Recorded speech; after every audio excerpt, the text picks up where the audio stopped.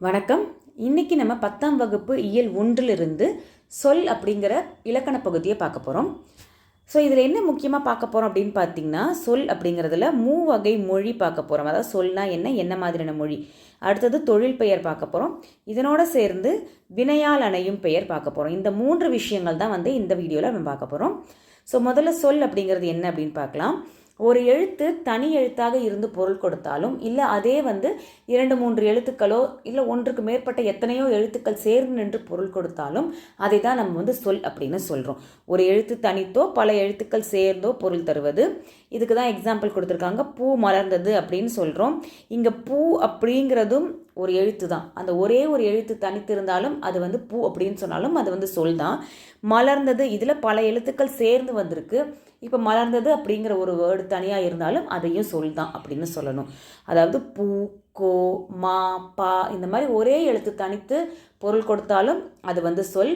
பல எழுத்துக்கள் சேர்ந்து பொருள் கொடுத்தாலும் அது சொல் அப்படின்னு சொல்கிறோம். பூ மலர்ந்தது, மாடு புல் தின்றதுன்னு எக்ஸாம்பிள்ஸ் கொடுத்துருக்காங்க. இந்த சொல் அப்படிங்கிறது எதுலெல்லாம் வரும்? உயர்திணை, அக்ரிணை, மனிதர்களை குறிப்பதற்கும் மனிதர்கள் அல்லாத மற்றவற்றை குறிப்பதற்கும் வரும்.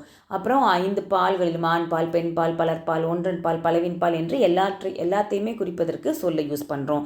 மூவகை இடங்கள், ஃபர்ஸ்ட் பர்சன் செகண்ட் பர்சன் சொல்லக்கூடிய தன்மை, முன்னிலை, படர்க்கை. அப்புறம் உலக வழக்கிலும் வரும், செய்யுள் வழக்கிலும் வரும், வெளிப்படையாகவும் வரும், குறிப்பாகவும் விளங்கும். இந்த மாதிரி எல்லா விதத்துலேயும் சொல் இருந்தால் மட்டும்தானே நம்ம பேச முடியும், எழுத முடியும். ஸோ எல்லா இடங்களிலையும் உணர்த்தக்கூடியதாக இருக்கக்கூடியது இந்த சொல் அப்படின்னு சொல்கிறாங்க. அடுத்து மூவகை மொழி பார்க்கணும். அதாவது சொல்லில் என்ன இருக்குது? மூவகை மொழி இருக்குது. என்ன மாதிரியான மூவகை மொழி இருக்குது?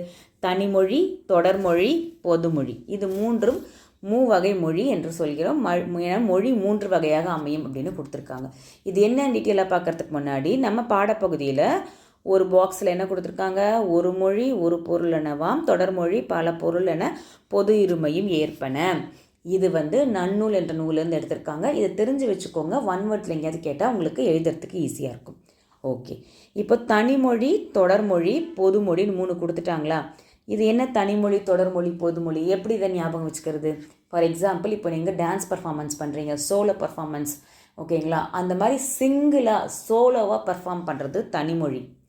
ஒரு குரூப் பர்ஃபார்மன்ஸு, குரூப் டான்ஸு, இல்லை 2-3 பேர் சேர்ந்து ஆடுறது, இல்லை பேர் டான்ஸ், இந்த மாதிரி பண்ணுறது தொடர்மொழி. அடுத்தது பொதுமொழி. பொதுமொழினா டபுள் ஆக்டிங் ஞாபகம் வச்சுக்கோங்க. தனிமொழியும் இருக்கிறது, தொடர்மொழியும் இருக்கிறது. ரெண்டு இடத்துலையுமே ரெண்டையுமே இருக்கிறது பொதுமொழி. இந்த மாதிரி நீங்கள் ஞாபகம் வச்சுக்கோங்க. சோலோ பர்ஃபார்மன்ஸ்னால் தனிமொழி, குரூப் பர்ஃபார்மன்ஸ்னால் தொடர்மொழி, டபுள் ஆக்டிங்னா பொதுமொழி. இப்போ இது என்னங்கிறத பார்க்கலாம். நான் சொன்ன மாதிரி தனிமொழி அப்படிங்கிறது ஒரு சொல் தனித்து நின்று பொருள் தருவது தனிமொழி எனப்படும். சோலோ பர்ஃபார்மன்ஸ் சொன்னமா, தனித்து நின்று பொருள் கொடுக்குது. எப்படி? கண், படி, கண்ணன் படித்தான். இது எல்லாமே 4 சொற்கள் தனித்தனியாக இருக்குது. தனித்தனியாக அந்த ஒரு மீனிங் மட்டும்தான் இருக்குது. கண்ணுனா கண்ணு மட்டும்தான் அதுக்கு மீனிங், படினா படி மட்டும்தான் மீனிங். ஓகேவா? இது தனிமொழி. அடுத்தது தொடர்மொழி. தொடர்மொழினா என்ன சொன்னோம்? குரூப் பெர்ஃபார்மன்ஸ்னு சொன்னோம். குரூப் பெர்ஃபார்மன்ஸ்னால் இது கூட சேர்ந்து வேறு யாராவது ஒருத்தங்க வருவாங்க, பெர்ஃபார்ம் பண்ணுவாங்க. அப்போது கண்ணன், இங்கே பார்த்தோம், கண்ணன் வந்தான். இந்த மாதிரி சேர்ந்து 2 அல்லது அதற்கு மேற்பட்ட தனிமொழிகள் தொடர்ந்து பொருள் தருவது தொடர்மொழி. தொடர்ந்து வருதுன்னு சொல்கிறாங்க. மலர் வீட்டுக்கு சென்றால், இது மாதிரி வர்றது தொடர்மொழி அப்படின்னு சொல்கிறோம். குரூப் பெர்ஃபார்மன்ஸ் ஞாபகம் வச்சுக்கோங்க. அடுத்தது பொதுமொழி. பொதுமொழினா என்ன சொன்னேன்? Double acting. இங்கேயும் இருக்கணும், அங்கேயும் இருக்கணும், ரெண்டுமே இருக்கணும். அப்படி பார்த்தா ஒரு சொல் தனித்து நின்று ஒரு பொருளையும் அச்சொல்லே பிரிந்து நின்று வேறு பொருளையும் தருவது தனிமொழிக்கும் தொடர்மொழிக்கும் பொதுவாய் அமைவது பொதுமொழி. தனிமொழி மாதிரி தனித்து நின்றும் பொருள் கொடுக்கணும். தொடர்மொழி மாதிரி சேர்ந்து வந்தாலும் பொருள் கொடுக்கணும். இந்த மாதிரி இருக்கிறத நம்ம பொதுமொழி அப்படின்னு சொல்கிறோம். ஓகேங்களா? பொதுமொழினா என்னன்னு புரிஞ்சுதா? இப்போ முக்கியமான விஷயம், இந்த பொதுமொழிக்கு நம்ம எடுத்துக்காட்டு பார்க்கணும். என்ன எடுத்துக்காட்டு? எட்டு, வேங்கை. இதை கூட சேர்ந்து இன்னும் 2 வார்த்தைகள் தெரிஞ்சு வச்சுக்கோங்க. இதையும் அடிக்கடி கேட்பாங்க. தாமரை, அந்தமான். இந்த 2 வார்த்தைகளும் அடிக்கடி எக்ஸாமில் கேட்கறதுக்கு வாய்ப்பு இருக்குது. என்ன மாதிரி இது பொதுமொழி? எப்படி பொதுமொழி அப்படின்னு பார்த்தா, 8 இந்த வார்த்தை எப்படி இருக்குது? தனித்து நிற்கும் பொழுது 8 என்ற எண்ணை குறிக்குது. கரெக்டாக? 8 நம்பர் 8 சொல்லுது தனித்து நிற்கும்போது. இதையே நீங்கள் பிரித்து எழுதினீங்கன்னா எல் ப்ளஸ் து என்னும் தொடர்மொழியாக பிரிந்து நின்று எல்லை உன் என பொருள் தருகிறது. அப்போது தனித்தனியாக நின்னா சோலோ பர்ஃபார்மன்ஸ் பண்ணால் தனித்து நின்னா 8ங்கிற நம்பரையும் 2 வார்த்தைகள் 2ஆக பிரிஞ்சு 2 வார்த்தைகளாக வரும்போது எல் ப்ளஸ் து இந்த இதை வந்து பிரிச்சிங்க அப்படின்னா 8 பிரிச்சிங்கன்னா எல் ப்ளஸ் து அப்படின்னு வருது. இந்த மாதிரி வர்றது வந்து தனியாக நின்று வேறு ஒரு பொருளை கொடுக்குதா, எல்லை உன் அப்படின்னு வேறு பொருளை கொடுக்குதா, அப்படி இருந்தால் அதை வந்து தொடர்மொழின்னு சொல்கிறாங்க. இது மாதிரி தனியாக இருந்து தனிமொழியும் அதையே பிரிக்கும் பொழுது வேறு பொருள் கொடுத்து தொடர்மொழியாகவும் வந்துச்சுன்னா இதை வந்து நம்ம பொதுமொழின்னு சொல்லுவோம். டபுள் ஆக்டிங் இங்கேயும் இருக்கணும் அங்கேயும் இருக்கணும். அதே மாதிரி வேங்கை தனித்து நிற்கும் பொழுது வேங்கை என்னும் மரத்தை குறிக்கிறது, அல்லது புலியும் வேங்கைன்னு சொல்லலாம். வேங்கை என்னும் மரத்தை குறிக்கிறது, இல்லைனா புலி அப்படிங்கிற மீனிங் இருக்குது. இதையே பிரிக்கும் பொழுது வேம் கூட்டல் கை என்னும் தொடர்மொழியாக பிரிந்து நின்று வேகின்ற கை என பொருள் தருகிறது. வேம் கூட்டல் கைன்னு பிரிக்கும்போது 2 வார்த்தையாக மாறிடுது. 2 வார்த்தை வந்தாலே தொடர்மொழின்னு சொல்லிட்டோம். அதற்கு பொருளும் வேறுபடுது. அதாவது வேகின்ற கை அப்படின்னு சொல்கிறாங்க. அப்படி இருக்கும் பொழுது தனித்து நின்று வேங்கை மரத்தையோ புலியையோ குறிக்குது, பிரிந்து நின்று வேகின்ற கையை குறிக்குது. ஸோ இது வந்து பொதுமொழி அப்படின்னு சொல்கிறோம். அதே போல தான் அந்தமானும் தாமரையும். அந்தமான் அப்படிங்கும்போது ஒரே வார்த்தை அந்தமான் தீவு அந்த மாதிரி ஒரு பெயரை குறிக்கிறது. அந்த கூட்டல் மான், அந்த மான் டீர் சொல்கிறோம் இல்லையா, அந்த மாதிரி பிரிந்து நின்று வேறு ஒரு பொருளை கொடுக்கும் பொழுது அதை வந்து நம்ம வந்து பொதுமொழி அப்படின்னு சொல்கிறோம். ஸோ 8 வேங்கை தாமரை அந்தமான் இது எல்லாத்தையுமே வந்து நீங்கள் ஞாபகம் வச்சுக்கோங்க. எது வேணால் கேட்கலாம். அடுத்து வந்து தொழில் பெயர். அதுக்கு முன்னாடி இங்கே வந்து ஒரு முக்கியமான விஷயம் இருக்குது. என்ன, இந்த இடத்துல 2 கொடுத்துருக்காங்க. பகுபதம் பகாபதம்னு கொடுத்துருக்காங்க. இது என்ன அப்படின்னு பார்த்தீங்கன்னா, இது வந்து உங்களுக்கு எக்ஸாம்பிளில் எடுத்துக்காட்டு அதாவது சான்று எழுதுக, இலக்கண குறிப்பு கொடுக்க, இந்த மாதிரி சில இடங்களில் கேட்பதற்கான வாய்ப்பு இருக்குது. எந்த ஒரு சொல்லை வந்து உங்களால் பிரிக்க முடியுதோ அது வந்து பகுபதம். எந்த ஒரு சொல்லை உங்களால் இதுக்கு மேலே பிரிக்க முடியாதோ, படி இதை வந்து இதுக்கு மேலே உங்களால் பிரிக்க முடியாது, கண் இதை வந்து பிரிக்க முடியாது, இந்த மாதிரி எதை வந்து உங்களால் பிரிக்க முடியாதோ அது வந்து பகாபதம் அப்படின்னு சொல்லுவாங்க. பகா என்றால் பிரிக்க முடியாதது, பதம் என்றால் சொல், பிரிக்க முடியாத சொல் பகாபதம், பிரிக்கக்கூடிய சொல் வந்து பகுப்பதம். இதை தெரிஞ்சுக்கோங்க. சான்று தருகளை கேட்கறதுக்கு வாய்ப்பு இருக்குது. ஓகே, அடுத்தது வந்து நம்ம தொழில் பெயர் பார்க்கலாம். தொழில் பெயர் அப்படிங்கிறது என்ன, ஒரு தொழில் அதை பற்றி சொல்லக்கூடிய ஒரு பெயர். என்ன ஒரு ஆக்ஷன் அங்கே நடந்திருக்கு, அந்த இடத்துல என்ன வேலை நடந்திருக்கு, என்ன செயல் நடந்திருக்கு அப்படிங்கிறத குறிக்கக்கூடிய ஒரு பெயரை தான் வந்து நம்ம தொழில் பெயர் அப்படின்னு சொல்கிறோம். ஒரு வினை அல்லது செயலை குறிக்கும் பெயரானது தொழில் பெயர் எனப்படும். ஓகேவா, என்ன ஆக்ஷன் அங்கே நடந்திருக்கு, என்ன செயல் நடந்திருக்குங்கிறத குறிப்பது தொழில் பெயர். இது எண், இடம், காலம், பால் ஆகியவற்றை குறிப்பாகவோ வெளிப்படையாகவோ உணர்த்தாமல் வரும். இங்கே எக்ஸாம்பிள் என்ன கொடுத்துருக்காங்க, ஈதல், நடத்தல், கொடுத்தல், வருதல், போதல், இந்த மாதிரி எதுவாக இருந்தாலும் ஒரு ஆக்ஷன் வேர்புன்னு சொல்லக்கூடிய அதை தான் வந்துட்டு செயலை குறிக்கக்கூடிய சொல்ல தான் வந்து நம்ம தொழில் பெயர் அப்படின்னு சொல்கிறோம். இதில் நமக்கு சில வகைகள் இருக்குது.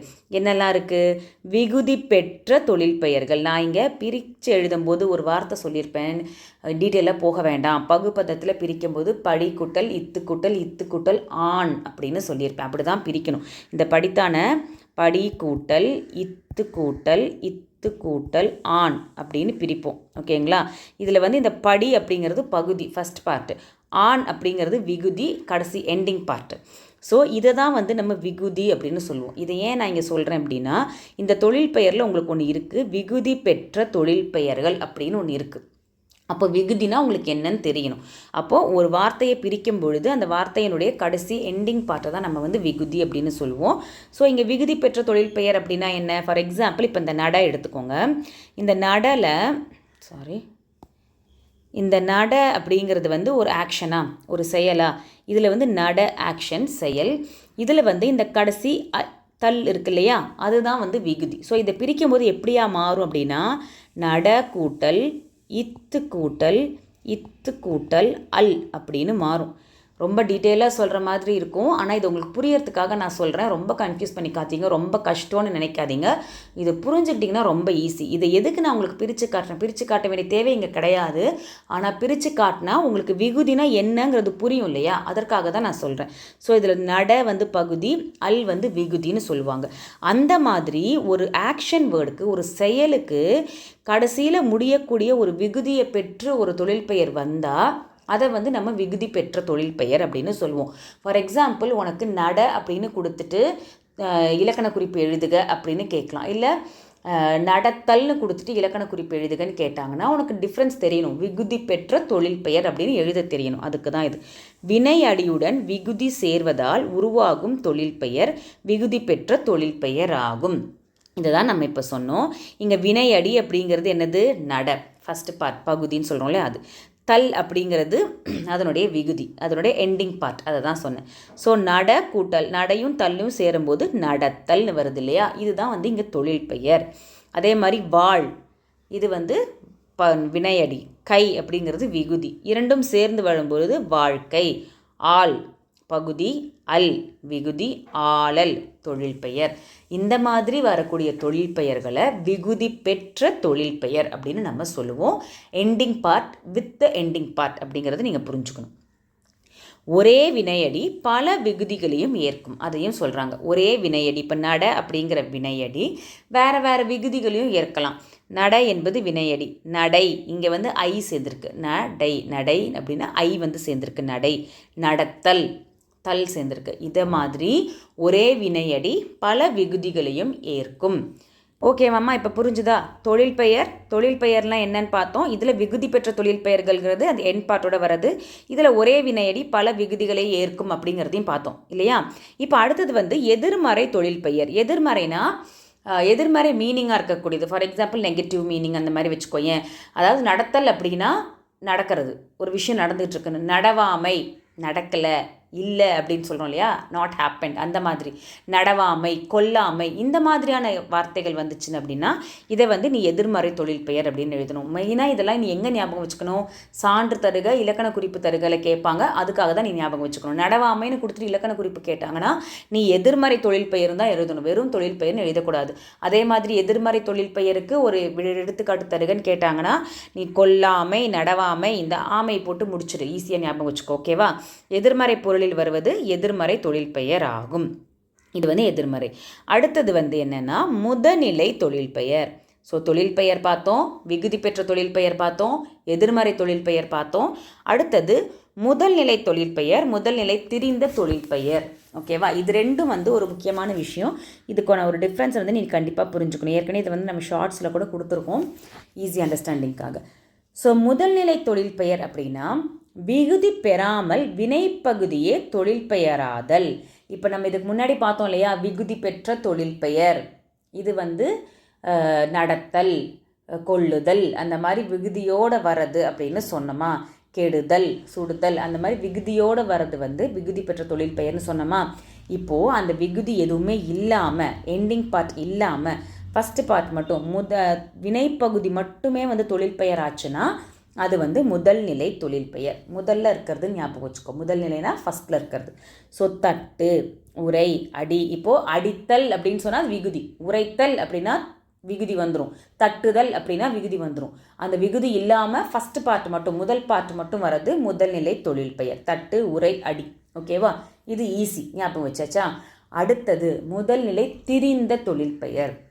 திரிந்த, இப்போ நம்ம பால் திரிஞ்சிருச்சு அப்படின்னா என்ன ஆயிடுச்சு, கெட்டு போச்சு அப்படிலாம் சொல்கிறோம் இல்லையா. திரிந்த, மாறிடுச்சு, அதனுடைய தன்மையிலிருந்து மாறிடுச்சுன்னு அர்த்தம்.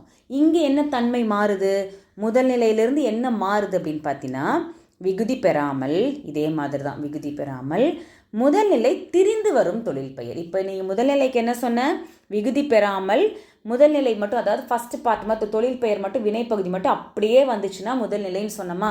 இப்போ அந்த முதல்நிலை மாறிடுச்சு, திரிஞ்சிருச்சு, தன்னுடைய தன்மையிலிருந்து மாறிடுச்சுன்னு அர்த்தம். அதுதான் முதல்நிலை திரிந்த தொழில் பெயர்னு சொல்கிறாங்க. என்ன மாறி இருக்கும், நீண்டு வருது, ஸ்ட்ரெச் ஆகுது, ஞாபகம் வச்சுக்கோ. நீண்டு வருது, நெடிலாக ஒலிக்குது. அப்போ எப்படி இருக்கும், இப்போ ஃபார் எக்ஸாம்பிள் கெடுதல் அப்படிங்கிறது தொழில் பெயரா, விகுதி பெற்ற தொழில் பெயர் நம்ம படித்தோமா, கெடுதல். இப்போ இதில் முதல்நிலை தொழில் பெயர்னா என்ன வரணும்? ஃபஸ்ட்டு பார்ட் மட்டும் வரணும், அதாவது கெடு மட்டும் வரணும். முன்னாடி இருக்கிற முதல்ல இருக்கிற பார்ட், ஃபஸ்ட்டு பார்ட் பகுதி அது மட்டும் வருது, அதாவது அந்த வினையடி மட்டும் அது மட்டும் வினைப்பகுதி மட்டும் வர்றது வந்து முதல்நிலை தொழில் பெயர்னு சொல்லிட்டோம்.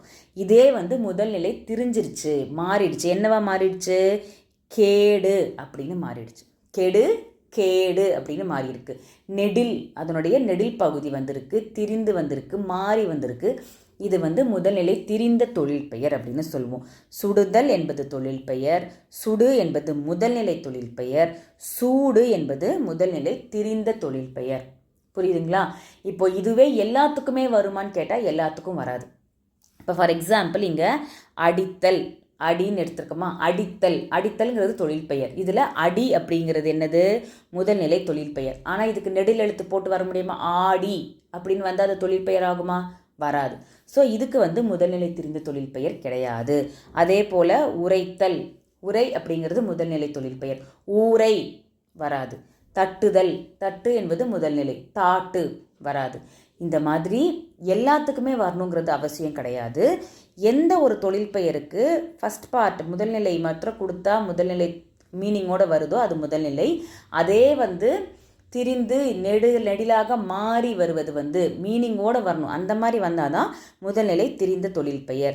மெயினாக உங்களுக்கு எக்ஸாமில் இந்த கெடுதல் சுடுதல் இது தான் கேட்பாங்க, ஞாபகம் வச்சுக்கோங்க. கெடு கேடாக மாறுறது, அதே மாதிரி சுடு சூடாக மாறுறது. இதை வந்து கூறியவாறு செய்கன்னு ஒரு பாட்டு இருக்கும், அதுலேயும் கேட்பாங்க. கெடு கொடுத்துட்டு இதை முதல்நிலை திரிந்த தொழில் பெயராக மாற்று அப்படின்னு சொல்லுவாங்க. அப்போ நீ கெடு வந்து கேடு அப்படின்னு எழுதணும், சுடு வந்து சூடுன்னு எழுதணும். அல்லது சூடு கொடுத்துட்டு முதல்நிலையாக மாற்றுன்னு சொன்னால் குறுக்கி சுடு அப்படின்னு எழுதணும். இது வந்து நம்ம கண்டிப்பாக தெரிஞ்சுக்கணும். ஓகேவா? இது வந்து முதல்நிலை தொழில் பெயர், முதல்நிலை திரிந்த தொழில் பெயர். ஸோ இப்போ நம்ம தொழில் பெயர்லேயே என்னெல்லாம் பார்த்துருக்கோம்? விகுதி பெற்ற தொழில் பெயர், ஃபஸ்ட்டு தொழில் பெயர்னா என்னென்னு பார்த்தேன், அதுக்கப்புறம் விகுதி பெற்ற தொழில் பெயர் பார்த்தோம், எதிர்மறை தொழில் பெயர் பார்த்தோம், முதல்நிலை தொழில் பெயர், முதல்நிலை திரிந்த தொழில் பெயர். ஆச்சா? இப்போ தொழில் பெயர் முடிஞ்சது. அடுத்து நம்ம பார்க்கக்கூடியது வினையால் அணையும் பெயர். இப்போ வினையால் அணையும் பெயர் அப்படின்னா, இத்தனை நேரம் தொழில் பெயர் பார்த்தோமா, இந்த தொழிலை செய்தவர் யார் இதை செஞ்சாங்க அதை தான் வந்துட்டு நம்ம வினையால் அணையும் பெயர் அப்படின்னு சொல்லணும். ஆக்சுவல் கான்செப்ட் இது தான், ஆனால் டெஃபனிஷன் வந்து நம்ம எப்பயுமே புக்கில் கொடுத்துருக்கிற மாதிரி தான் எழுதணும். ஒரு வினைமுற்று பெயரின் தன்மையை அடைந்து வேற்றுமை உருபு ஏற்றும் ஏற்காமலும் வேறொரு பயனிலை கொண்டு முடிவது வினையால் அணையும் பெயர் எனப்படும்.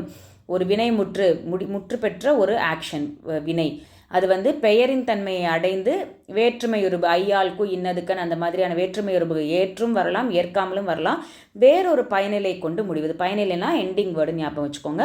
வேறொரு பயனிலை கொண்டு முடிவது வினையால் அணையும் பெயர் எனப்படும்.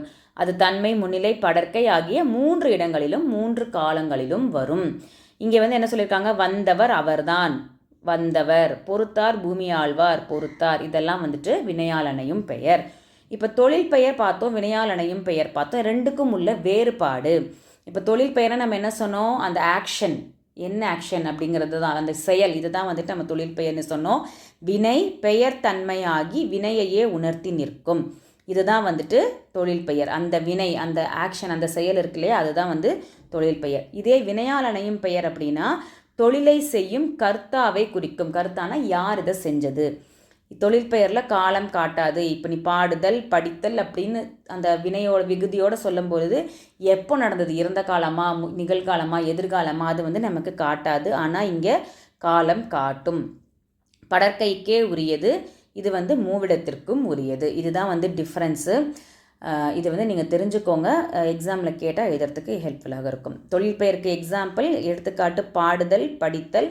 இது வினையால் அணையும் பெயர் அப்படின்னா பாடியவள் படித்தவர், இதுதான் வந்துட்டு வினையால் அணையும் பெயர். ஸோ இப்போது இதோட நமக்கு இலக்கணம் முடிந்தது. இந்த இயல் 1ல் புரிஞ்சிருக்கும்னு நினைக்கிறேன். ஸோ ஒரு குயிக் ரீகேப்பாக நம்ம என்ன பார்த்தோம்? சொல்னா என்ன, அதில் 3 வகை மொழி பார்த்தோம். தனிமொழி, தொடர்மொழி, பொதுமொழி. அதாவது solo performance, group performance, double acting ஞாபகம் வச்சுக்கோங்க. அடுத்து தொழில் பெயர், ஒரு வினை அல்லது செயலை குறிக்கும் பெயர் தான் தொழில் பெயர்னு சொல்கிறோம். இதில் விகுதி பெற்றது அப்படின்னா எண்டிங் பார்ட் தல், இது கை, இந்த மாதிரி அல் இதோடு பெற்று வருவது விகுதி பெற்ற தொழில் பெயர். ஒரே வினையடி வந்து பல விகுதிகளும் பெறும். எதிர்மறை தொழில் பெயர்னா நெகட்டிவாக ஆப்போசிட்டாக அந்த மாதிரி சொல்கிறது. நடத்தல் அப்படின்னா நடவாமை, கொள்ளுதல் கொல்லாமை அந்த மாதிரி சொல்கிறது. ஆமை அப்படிங்கிறத ஞாபகம் வச்சுக்கோ. முதல்நிலை தொழிற்பெயர்க்கும் முதல்நிலை திரிந்த தொழிற்பெயரும் பார்த்தோம். முதல்நிலைனா ஃபஸ்ட் பார்ட் மட்டும், அந்த வினையடி மட்டும் அப்படியே வருவது முதல்நிலை தொழிற்பெயர். அதே முதல்நிலை நெடிலெழுத்தோட நீண்டு வந்துச்சுன்னா அது முதல்நிலை திரிந்த தொழிற்பெயர் அப்படின்னு பார்த்தோம். வினையால் அணையும் பெயர்னா யார் அந்த வினையை செய்தது, செயலை செய்தது அப்படிங்கிறது சொல்கிறது வினையால் அணையும் பெயர். இறுதியாக தொழில் பெயருக்கும் வினையால் அணையும் பெயருக்குள்ள வேறுபாடையும் நம்ம பார்த்துருக்கோம். தேங்க்யூ. See you soon.